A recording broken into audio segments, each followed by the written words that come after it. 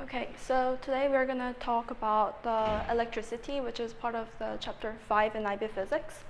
And this is the question from the 2016 specimen paper. The diagram shows an electrical circuit with the values of its components. The cells have a negligible internal resistance. Show using Kirchhoff's laws that the current in the 6 ohm resistor is 1.5 amps. So the first thing that you need to do when you're solving an IB question is to highlight some words. And in this question, I highlighted a negligible internal resistance in the cell and the using Kirchhoff's law. So it's guiding us that you have to use a Kirchhoff's law to solve this equation, and there are two Kirchhoff's laws. The first one is Kirchhoff's current law, which is all the currents going in, and the summation of the currents going out from the junction is always equal, and summation of all the currents are going to be 0.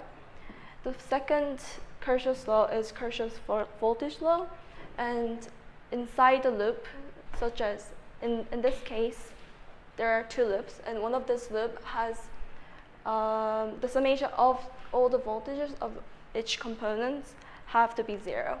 So first, we want to start off with the Kirchhoff's current law, and since there are no direction of currents given in this circuit, we want to choose an arbitrary direction of the currents, and let's say I1 flows in this way and I2 and I3, or another way.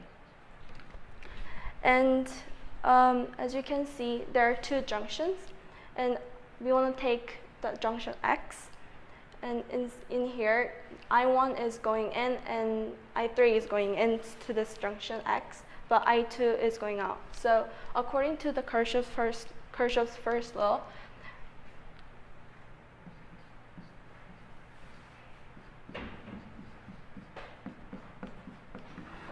so now we have first equation. I2 is equal to I1 plus I3.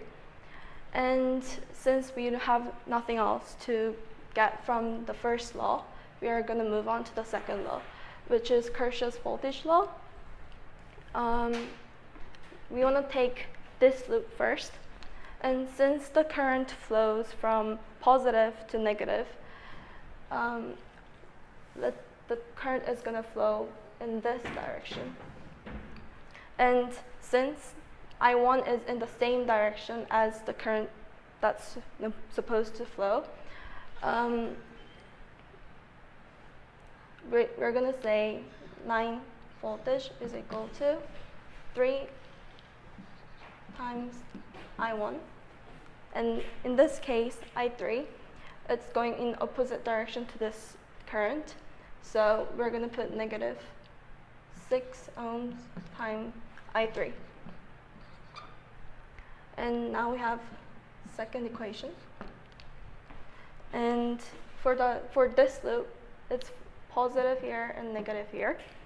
So the current is going to flow in this direction. And for both of the currents here, they're all in opposite direction to this current. So we're going to put negative for both of them. And it's 12 volts here, so